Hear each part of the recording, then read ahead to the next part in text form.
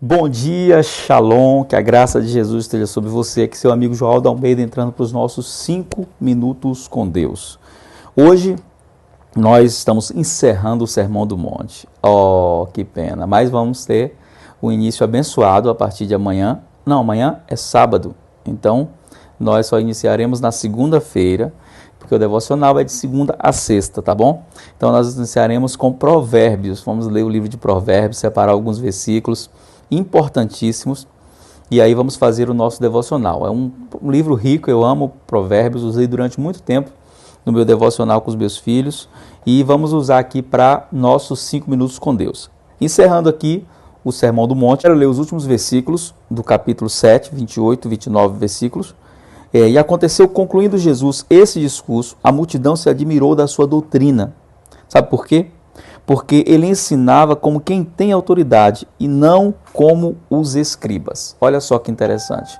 O texto faz questão de deixar claro que havia algo diferente no discurso e no ensinamento de Jesus. E aí eles respaldam que o que havia diferente é que Jesus ensinava como quem tem autoridade. E a minha pergunta é, o que dá autoridade ao nosso ensino? O que dá autoridade aquilo que falamos, aquilo que pregamos? Jesus tinha autoridade vinda do Pai como mestre supremo. A sua autoridade era visível não somente porque Jesus era um bom orador, mas porque Jesus tinha em si a unção e a graça de Deus, que lhe davam a capacidade de falar e as pessoas ouvirem o que ele estava falando e entenderem não somente que era um homem falando, mas a boca de Deus estava falando em Jesus. Quando Josué foi substituir Moisés, disseram para Josué, se tão somente Deus for contigo como foi com Moisés, nós iremos contigo. E a grande questão hoje, queridos, é que nós precisamos entender que toda a autoridade do ministro de Deus, daquele que é um porta-voz da palavra, não vem dele mesmo, não vem da boa oratória que ele tem, não vem do carisma que ele tem, vem apenas de uma fonte, o Espírito Santo, a unção que respalda nosso ensinamento para que a glória de Deus flua, não somente a sabedoria humana, mas a graça de Deus tocando corações. Que Deus levante mestres assim no Brasil, pessoas que tenham autoridade espiritual visível, que sua doutrina, que seu ensinamento não é seu próprio, mas vem do alto, vem do Pai, assim como foi na vida de Jesus.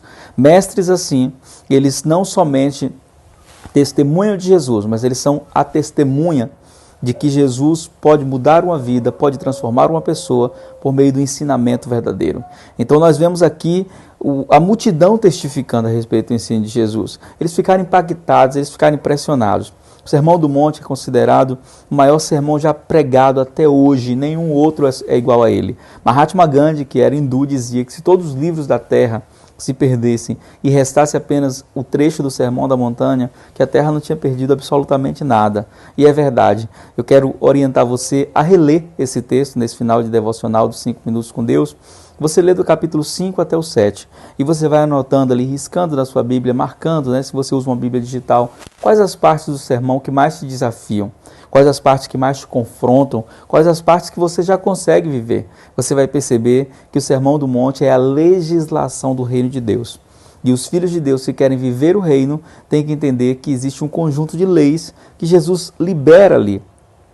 São leis morais, são leis que vão nos ensinar a viver uma vida digna, onde vamos honrar a Deus, vamos ter respeito pela vontade de Deus, vamos aprender a confiar em Deus, e tudo isso em um sermão apenas, que mudou a história da humanidade. Esse sermão foi pregado não para que todos que estavam ali escutassem, mas para aqueles que quisessem. Por isso Jesus prega sentado.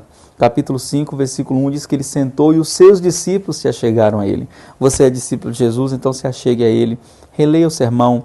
Nós ficamos aí praticamente mais de quase 2 meses só falando nos 5 minutos com Deus do sermão. Está tudo lá na página do YouTube. Você pode assistir todos e ser alimentado, ser abençoado. A partir de segunda entramos em Provérbios. Eu espero que tenha sido bênção essa jornada do Sermão do Monte. Espero que você tenha sido abençoado. E se você foi abençoado, eu quero te incentivar a enviar um comentário falando, pastor, foi bênção para a minha vida, aprendi muito. Não só isso, quero te pedir que você curta os vídeos lá no nosso canal no YouTube. Talvez você receba o devocional pelo WhatsApp, você ainda não assinou o nosso canal. Então se você não fez isso ainda, assina o canal lá no YouTube. curte o vídeo, compartilha com algum amigo. E de todos que nós ministramos o Sermão do Monte, qual foi o que você mais gostou? Qual foi o que mais te impactou? Você lembra? Se você se lembrar, compartilha e abençoa outras pessoas. Um beijo no coração, graça e paz.